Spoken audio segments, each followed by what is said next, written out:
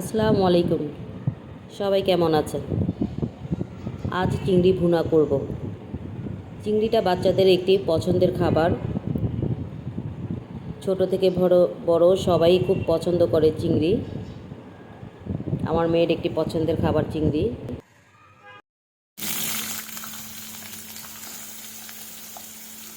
আমি একটি ফ্রাই প্যানে তেল গরম করে এখানে পেঁয়াজ দিয়েছি কিছু। পেঁয়াজটা হালকা বাদামি কালার করে ভাজবো।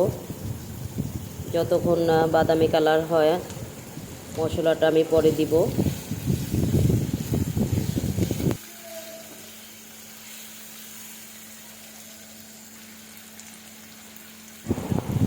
পেঁয়াজ হালকা বাদামি কালার হয়ে গিয়েছে। এখন আমি 1 চামচ মরিচের গুঁড়া, 1 চামচ হলুদের গুঁড়া, লবণ স্বাদ মতো। এখানে আমি এখন একটি বিশেষ মশলা ব্যবহার করব, যা আমি নিজে ঘরে তৈরি করি। এই মশলাটি দেওয়ার কারণে তরকারির স্বাদ দ্বিগুণ হয়ে যায়। দিয়ে দিলাম সামান্য পরিমাণে আদা ও রসুন বাটা। এখন আমি 1 টেবিল চামচ আমি টক দই ব্যবহার করব চিংড়ি মাছের স্বাদটা ভিন্ন আনার জন্যে। এটা চাইলে আপনারা স্কিপ করতে পারেন, তবে আমার কাছে বেশ ভালো লাগে তাই আমি এটা দিয়েছি।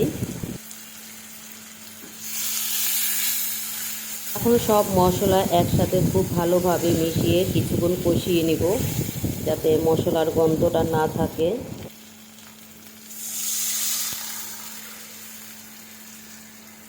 সামান্য পরিমাণ পানি দিয়ে এখন আমি একটু নাড়াচাড়া করে ঢেকে রাখবো, যেন পেঁয়াজটা গলে যায় এবং মশলার গন্ধটা যেন না থাকে।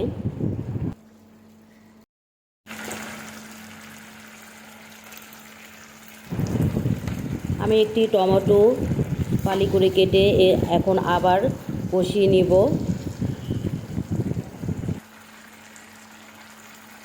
যে কোনো রান্নায় মশলা ভালোভাবে কষিয়ে নিলে গন্ধটাও চলে যায়, যেন মশলার গন্ধ থাকলে তরকারিতে ভালো লাগে না খেতে।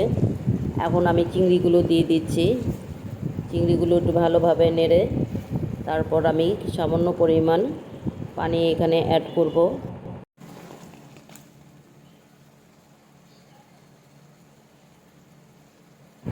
ফিরে এলাম 5 মিনিট পর।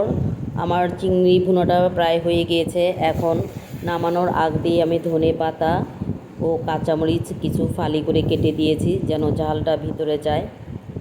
এখন আমি চুলার আঁচটা বন্ধ করে দিব। হয়ে গিয়েছে আমার চিংড়ি ভুনা।